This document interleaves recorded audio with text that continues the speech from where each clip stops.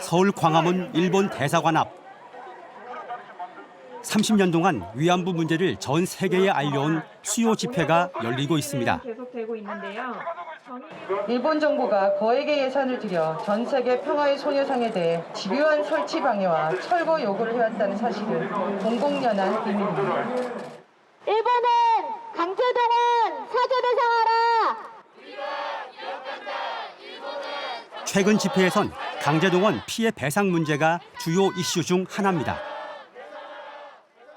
이렇게 대법 판결이 났음에도 불구하고 하지 않는다는 것 정말 기가 찰 노릇입니다. 그런데 최근 집회장 주변에 다른 목소리가 등장했습니다. 지금의 스가 수상이나 전혀 입장을 양보할 생각이 없습니다. 이러한 상황에서 우리가 한일 문제, 한미일 문제를 해결하려고 하면 어떻게 해야 되겠습니까? 남은 방법은 딱 하나뿐입니다. 한국에서 스스로 알아서 해결하는 것입니다. 극우 보수 성향 단체가 나서 맞불 집회를 열기 시작했습니다. 일본이라는 100년 전에 아픈 역사를 갖고 정치적으로 도구로 이용해 먹는 것 두 번 다시는 이용하지 않을 것입니다.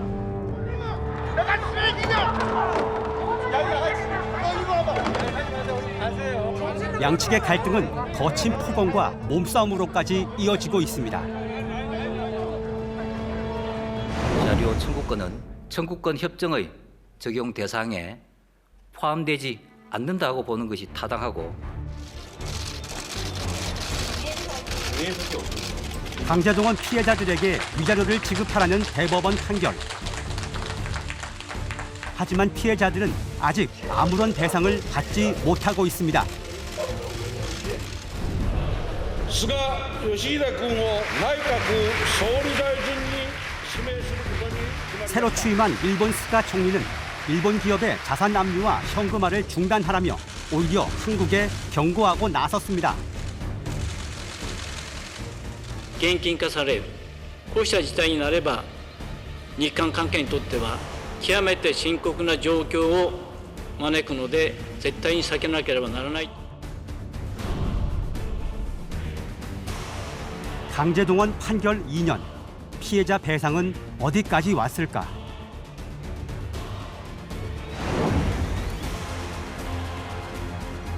기로에 선 한일 관계는 과연 어디로 가고 있는 것일까?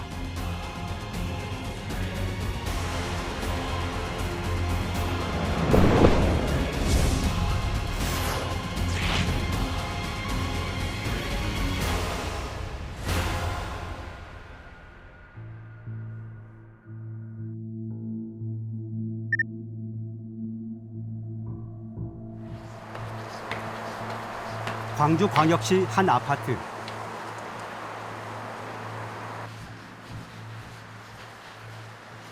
아흔여덟 살 강제동원 피해자 이춘식 할아버지가 사는 곳입니다. KBS에서 왔습니다. 안녕하세요. KBS에서 왔습니다. 네. 안녕하십니까. 저희 KBS에서 왔습니다. 제2차 세계대전이 한창이던 1940년대 초 일본의 한 제철소에서 고된 노역을 했던 이춘식 할아버지. 일본 제철 피해자 소송의 유일한 생존자입니다. 9번 방송이요. KBS. 군대하고 똑같이 기숙사가 군대하고 같이 또 일어나라고 나팔 부르고 나팔 부르면 일어나서 이제 또 적금 어제 적금 오면 적금 맞춰가지고 수가다 만나고 도와드리라고 말. 대법원에서 일본 제철을 상대로 승소했지만 기다림은 여전히 계속되고 있습니다. 꾀를 부린다며 우리가 재판했잖아. 재판했는데 재판에서 다고 주라고 그러는데 아직도 짭짭하네. 그러니까 좀 빨리 받아주려가. 애들 빨리 받아줘야지. 말해서 이거지. 재판한 건 재판 유시 있어야지. 유시 안 써보면 안 되잖아. 헛재판이지 그것이.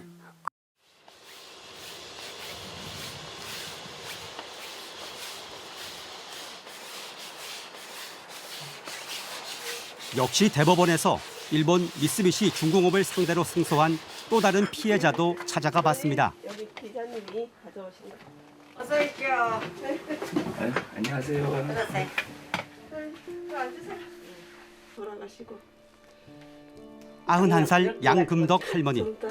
10대 소녀 시절 비행기 공장에 근로 정신대로 강제 동원돼 가혹한 노동에 시달렸습니다. 독을 넣고 피가 작은 게 그 가서 맞아가면서 밥 굶어가면서 일 열심히 지기 나라에 가서 일은 재밖에 없는데 지금까지 사지 한마디도 못 듣는 것이 원망스럽고 아직까지 이런 자리나 보상도 못 받고 있어요. 그것이 너무나도 이제 사지 한마디를 받고 죽을지 안 먹을지 이제 우리는 이제 뭐 희망이 없어요. 할머니 너무 애쓰셨어요. 기나긴 재판 과정. 세월은 할머니들을 기다려주지 않았습니다. 승소 판결 뒤인 지난 5월에도 한 분이 별세했습니다. 산 사람이 나오고 내가 아는 한 서너시밖에 없어요. 그래 웬만한 다 죽었어요. 동령이 아줌마도 또 죽고. 하루하루가 급한 고령의 강제동원 피해자들. 일본 기업들의 자산 압류는 어디까지 와 있는 걸까? 올해 12월 같은 경우엔 매각명령 신청 절차에 있는 신문서 송달 절차가 이제 공시 송달로 효력을 발생하게 되고 내년 안에는 그래도 구체적인 현금화의 진전이 있지 않을까라고. 법원 서류를 일본 대사관이 받는 걸 거부하고 있어 자산 매각을 못한다는 말입니다. 법원은 결국 관보에 그 내용을 게재하는 공시 송달 절차를 밟고 있는데 이게 끝나면 압류된 일본 기업 자산을 매각하는 강제 집행을 거쳐 이르면 내년쯤 현금화가 가능해질 전망입니다. 일본 정부가 이 문제에 대해서 아주 극렬 반대하고 있죠. 현금화를 막아야 된다. 그래서 최근에 박지원 국정원장이 스가 총리와의 면담을 했을 때도 공식적인 얘기들이 다 확인되진 않았지만 현금화 중단 방안부터 물어봤고. 일본 입장은 확고합니다. 1965년 한일협정 체결 때 무상으로 3억 달러, 유상 2억 달러 등을 한국에 제공해 강제동원 배상 청구권 문제가 완전히 최종적으로 해결됐다는 겁니다. 그러니 소송은 불가능하고 일본 기업 자산 현금화도 절대 있을 수 없다는 입장입니다. 반면 우리 대법원은 일제강점기 반인도적 불법 행위를 전제로 하는 강제동원 피해자의 위자료 청구권이 한일협정에 포함되지 않았다고 판결했습니다. 식민지가 불법이라는 게 큰 요인이고 그 요인에 의해서 생긴 그 행위는 비인도적이고 불법적 행위라는 거죠. 그래서 그거에 대한 피해 보상의 책임 청구권이 한국 사람한테 있다라는 거거든요. 그 피해 보상으로서 위로금을 1억 원을 책정을 한 거죠. 일본은 왜 민사소송인 피해자 배상 판결에 이렇게 극렬하게 반대하는 걸까? 앞으로 이어질 피해자들의 추가 손해배상 소송과 이로 인한 천문학적인 피해 배상금 때문이라는 분석입니다.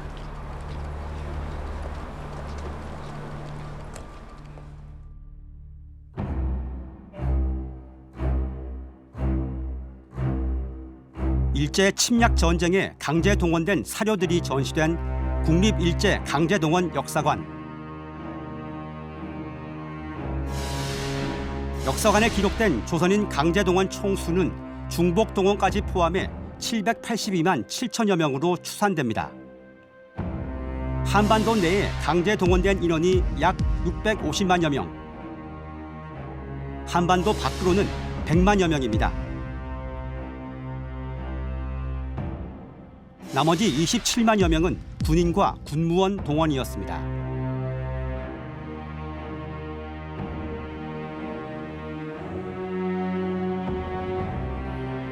그런데 대법원 판결로 이들 강제동원 피해자들에게 피해 배상의 근거가 생긴 겁니다.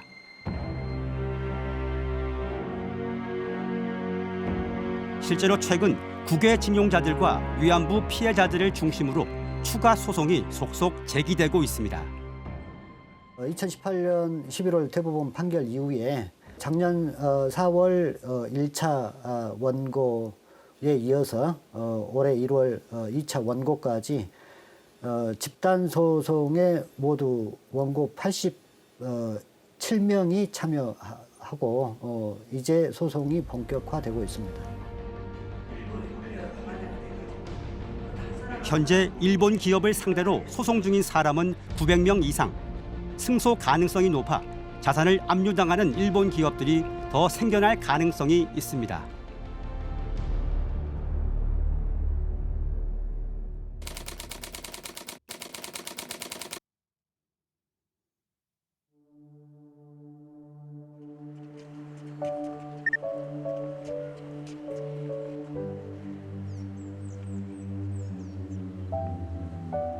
국화꽃을 바치고 재단 앞에 고개를 숙인 사람들. 일제강점기 강제동원 피해자 자녀들입니다. 백발이 성성한 7, 80대의 노인들이지만 아픈 기억은 아직도 생생합니다. 제 부친은 45년도 8월달에 8월 해방인데 6월달이에요. 6월달에 오다가 밤중에 다대포 앞에서 다대포. 부산 다대포 그냥 포기해버려 누구 비행기가. 그렇게 배에 몽땅 다 죽은 거예요. 몽땅 배에서. 아버지들은 일제강점기 국내 건설 현장 등지로 강제 동원됐고 그 과정에서 죽거나 크게 다쳤습니다. 재적 등본을 떼보면은 그 부산 초랑이라는 그 지역의 일본 어떤 내사에서 일을 하시다가 돌아가셨다 그렇게 명시가 돼 있더라고요. 그는 정도 말고. 지난 2008년 박상영 씨 아버지는 강제동원 피해자로 인정받았습니다.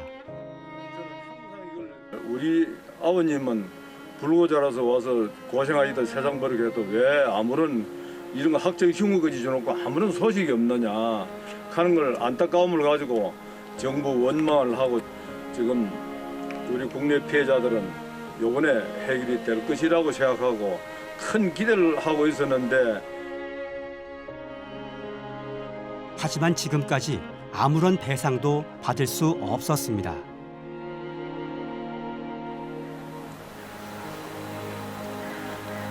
근데 저는 꼭 믿기를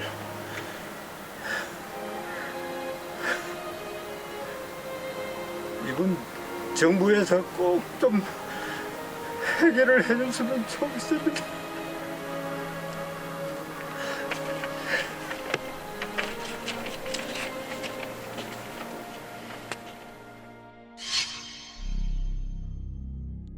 법 규정 때문이었습니다. 한일협정 문서가 공개되면서 정부는 강제동원 지원법을 제정해 피해자 조사를 벌이고 일부 지원에도 나섰습니다.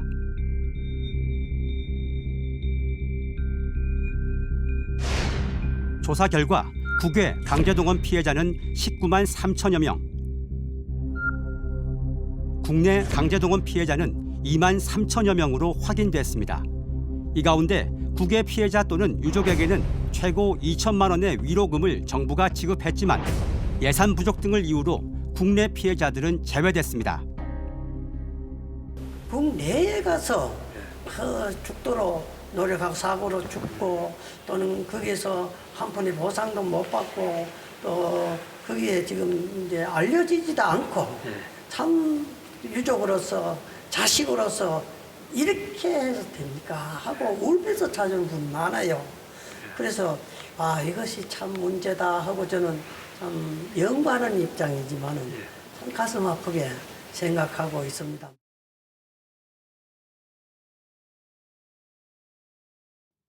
그런데 2년 전 대법원 판결로 반인도적 행위에 대한 개인 청구권이 확인된 만큼 이들 국내 동원 피해자들에 대한 배상의 길도 그만큼 넓어지게 된 겁니다.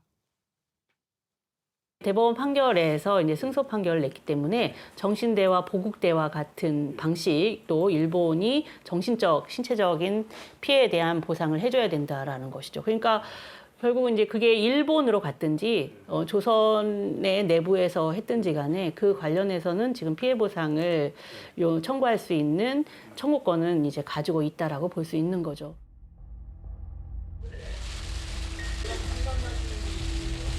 대법원 판결로 강제동원 피해자 배상의 길은 열렸지만 한일 두 나라 정부의 갈등의 골은 갈수록 깊어지고 있습니다.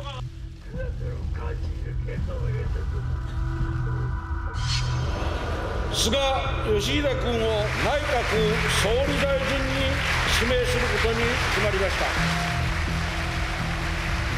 지난 9월 취임한 스가 요시히데 일본 총리. 전임 아베 총리만큼이나 강제동원 배상 판결에 강경한 입장입니다. 文大統領には旧朝鮮半島労働者問題をはじめとして現在非常に厳しい状況にあるこの両国関係、このまま放置してはならない旨、私からは伝えました。 반면 강제동원 대법원 판결은 민사소송이고 정부가 사법부 판결에 개입할 수 없다는 게 아직까지 우리 정부의 공식 입장입니다. 기본적으로 이것은 민사소송입니다. 우리 측의 그 원고 강제동원 피해자들이 일본 기업에 대해서 제기한 소송의 결과입니다. 이 판결을 존중한다는 것은 이 판결이 이행되어야 된다 하는 그런 입장을 대변하는 것이고요. 기자회견을 시작하겠습니다. 저는 동아체육원의 오승희 부장입니다. 이처럼 두 나라 정부 입장이 팽팽히 맞서는 가운데 국민들의 생각은 어떨까? 최근 한 연구단체가 강제동원 문제와 관련한 여론조사를 실시했습니다. 바람직한 문제 해결 방법을 물었더니 역시 대법원 판결에 따라 일본 기업의 배상 조치 그리고 강제 집행이 이뤄져야 한다가 36%로 가장 많았습니다. 그런데 변화가 있었습니다. 여기 보시면 대법원 판결에 따라서 일본 기업이 배상 조치하고 강제 집행도 이루어져야 된다는 것이 작년에는 거의 60%였는데 올해는 36%로 굉장히 많이 줄었습니다. 대신 일본 기업은 배상 책임을 법적으로 지되 실제 금전적 지원은 한국 정부나 민간이 대신 맡는 정치적 결단이 필요하다는 의견이 지난해 2.4%에서 18.2%로 크게 증가했습니다. 일본 기업은 한국의 강제 집행에 따를 필요가 없다는 의견도 14%였습니다. 국민들이 상당한 그 피로감을 표시하고 있다. 그 피로감이라고 하는 것은 결국은 한일 관계, 정부 간 관계 그리고 정책에 대한 피로감인데 국민의 한 62% 정도는 그 정부의 원론적인 그 대응 말고 다른 방식을 찾아야 된다라는 의사를 표출을 하고 있습니다.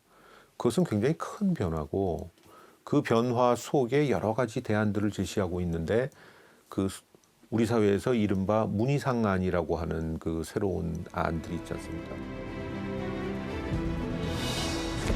이른바 문희상안은 2019년 당시 문희상 국회의장이 한일 관계 해법으로 제시한 안입니다. 한국과 일본 양국 기업들이 기부금을 내고 국민들이 모은 돈을 보태 재단을 만들자는 겁니다. 이 재단에서 피해자에게 위자료를 주고 대신 소송은 중단하자는 내용입니다. 일각에서는 한일 갈등을 완화시키면서도 피해자를 지원할 수 있는 대안을 검토해보자는 의견도 나옵니다. 앞으로 징용 문제에 대해서도 또 뭐 여타 문제에서도 일본에 대해서 많은 소송을 할 거 아니에요. 이 문제에 대해서는 특별법으로 문제를 해결해야 된다. 그러니까 지금 당장 그 재판 결과에 대해서는 민간에 화해하는 것이 제일 좋고, 그게 안 되면 정부가 나서서 구상권이라는 말을 하잖아요.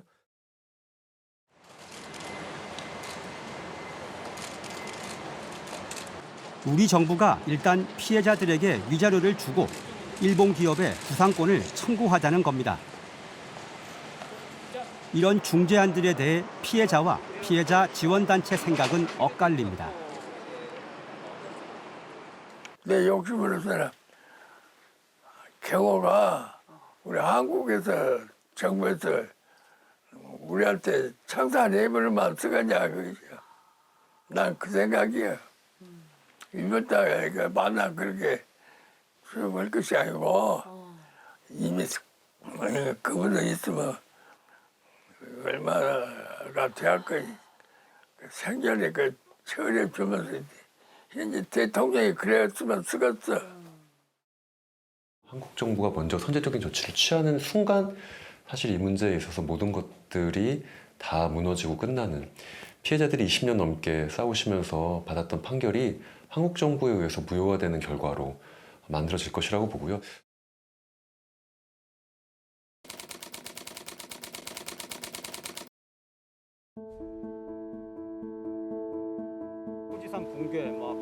참 말 못할 정도로 갈수록 꼬여가는 한일 관계 현안에 대해 젊은이들은 어떻게 생각하고 있을까? 한일 미래 대화에 참석한 대학생들 얘기를 들어봤습니다. 우리가 그 한일 협정권 그 협상할 때도 그때는 뭐 전쟁 끝나고 잘 살지 못했던 나라니까 어쩔 수 없이 굴욕이라고 할 수 있겠죠. 그런 역사적 사건을 달고 이제 더 성장을 하고 많이 살고 이제 일본도 이제 이길 수 있으니까 점점 이런 논의가 더욱더 가속화된 것 같은데, 양국 정부에 대한 거침없는 목소리도 나왔습니다. 한일 양국이 이렇게 과거사 문제를 경제나 안보 영역까지 끌어들이고 있는 부분을 굉장히 아쉽다고 생각을 하고, 그런 면에서 일본 측에서 먼저 한국을 타격하기 위해서 제시한 수출 규제나 또 한국 측에서 먼저 파기를 했던 지소미아 같은 경우는 저는 양국 모두의 이익에 도움이 되지 않는 파괴적인 조치라고 생각을 하고, 정말 일본이 존경받는 국가가 되고 싶다면 그 과거사에 대한 정확한 이해와 그리고 그 역사 교육을 철저하게 해서 다시는 이 땅에서 그런 일이 되풀이되지 않게 하도록 하는 것이 정말 그 정치인들의 역할이고 또 그 존경받는 국가가 되기 위한 길이라고 또 얘기를 합니다. 우리가 만약에 일본보다 한 2-3배 잘 살면은 무엇보다 중요한 건 피해자라는 지적도 나왔습니다. 2015년도에 위안부 합의가 있었을 때 이제 그거에 대해서 사실 청년들이 분노했던 거는 그냥 일본에 대한 막연한 적개심이 아니었거든요. 그러니까 그 과정에서 과연 지금 살아계신 할머님들, 그 피해자분들의 이야기는 들었냐라는 거였는데 그거를 안 들었기 때문에 사실 그거는 공정하지 못하다라고 지금의 청년 세대는 얘기를 했던 거거든요. 지금 이 국가의 지도자 중에 누구 한 명이라도 가서 피해자분들께 이런 상황을 설명드리고 좀 설득이라도 해보려는 그런 노력은 했었나라는 생각이 들더라고요.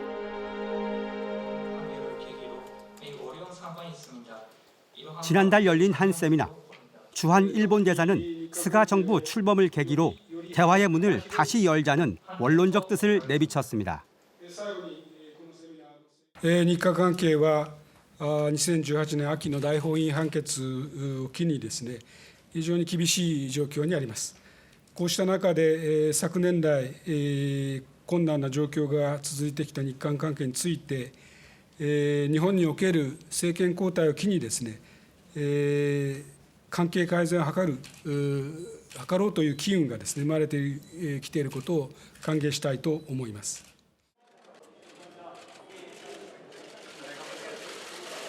최근 주일 한국 대사로 내정된 강창일 전 의원 역시 스가 정부에 대한 기대를 밝혔습니다. 스가 총리는 좀 실용주의적인 분 아니겠습니까? 그래서 일본 국가의익이 무엇인지 생각하면서 충분히 이 노선을 바꿀 수도 있다. 그러니까 이념형 정치가 아니기 때문에 한일과 정상화시키는데 힘쓰지 않을까 하는 기대를 갖고 있습니다. 20대 국회에서 이미 판결난 피해자들에게는 배상을 하되 나머지 피해자에겐 우리 정부가 재단을 세워 지원하자는 안을 제시했던 강 전 의원. 역시 법원의 강제 집행 이전에 해법을 마련해야 한다고 말합니다. 현금화가 될 경우 일본 측에서는 한일 관계가 파탄이다 이렇게까지 말을 하잖아요. 그 상황까지 가지 말자 이거죠. 현금화는 이제 최후에 가서 이제 현금화한데 그 전에 좀 해결하는 지혜를 찾아보자 하는 얘기죠.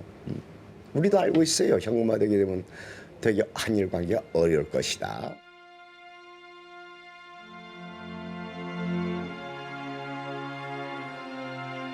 식민지 역사 바로 세우기와 피해자 구제를 위한 2년 전 대법원 판결은 비록 늦었지만 정의로운 결단이었습니다. 이것은 역사 청산의 문제이고 저희가 정당하게 요구해야 될 권리이고 또 세계 평화를 위해서 한국이 반드시 해야 될 의무이기도 합니다.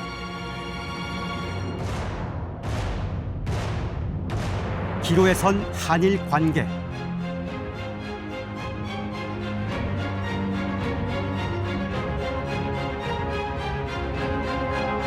피해자들의 눈물을 닦아주면서